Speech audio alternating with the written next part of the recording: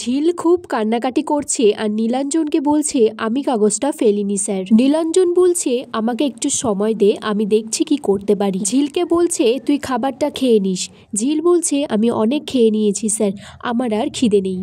নীলাঞ্জন ঝিলকে নিজে নিয়ে এসেছে ক্যান্টিনে খাবার খাওয়ানোর জন্য। ঝিল বলছে একমাত্র আমার বাবা আর মা আমাকে খাওয়ার জন্য একটু জোর করে, তারপর তুমি। ঝিল বলছে এত অপমান আমার আর সহ্য হচ্ছে না বড়বাবু, এই বিয়েটা তো আমিও চাইনি। নীলাঞ্জন বলছে চলে যাওয়াটা খুব সোজা, কিন্তু মাঠে দাঁড়িয়ে লড়াই করাটা খুব কঠিন। আমি চাই তুই লড়াইটা এইভাবেই করে যা। এদিকে চৈতি বলছে আমি ঠিক খোঁজ নিয়ে নিয়েছি। এই মুহূর্তে সাক্ষর বাবা ঝিলকে নিয়ে ক্যান্টিনে খেতে বসেছে। চৈতি সাক্ষ্যকে বলছে ক্যান্টিনে কফি খেতে যাওয়ার জন্য, আর বলছে দেখ তোকে কিন্তু বলেছিলাম এই দেশের মেয়েরা খুব সাংঘাতিক হয়, আইনটাও মেয়েদের পক্ষে খুব স্ট্রং।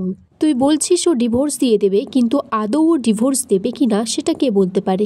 সাক্ষ্য বলছে মেয়েটার দোষ আছে আমি জানি, কিন্তু আমি যতদূর চিনেছি মেয়েটা অতটা লোভী নয়, ওর আত্মসম্মান বোধ আছে। ক্যান্টিনে তখন সাক্ষ্য আসে আর বলে বাবা তুমি খাওয়াচ্ছ ঠিক আছে, কিন্তু তোমাকে বসে খাওয়াতে হবে এরকম কোনো শর্ত আছে নাকি। এদিকে ঝিল বলছে বাবা সামনের পাড়াতে একটা গান আছে, আমি কি রিহার্সাল করতে যাব। নীলাঞ্জন বলছে ভয়ের কিছু নেই, তুই যা, তুই যে গান গাস সেটা তো সবাই জানে।